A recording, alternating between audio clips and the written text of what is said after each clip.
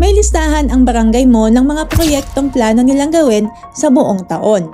At karamihan sa atin, hindi alam na pwede pala itong tanungin. Tinatawag itong Annual Investment Plan o AIP. Ito ang plano ng barangay para sa buong taon. Dito makikita kung anong proyekto ang balak gawin, saan ito gagawin, magkano ang budget, at ano ang target.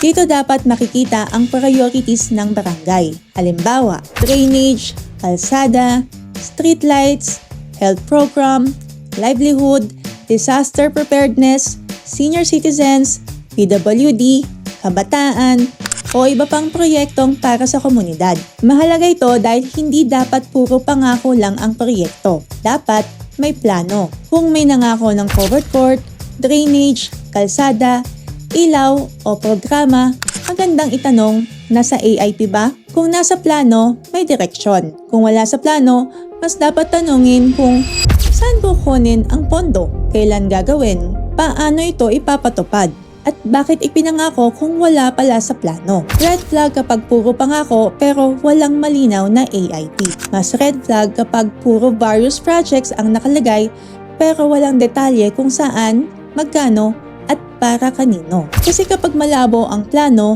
mas mahirap bantayan ang pondo. At kapag hindi bantay ang pondo, mas madaling maabuso ang sistema. Bago ka maniwala sa pangako, tignan ang plano. Ang mamamayang marunong magbasa ng AIP, mahirap paikutin. Follow para mas maintindihan mo ang pondo at plano ng barangay. At i-share sa kapitbahay. This is your nagmamahal, Lara Ventura.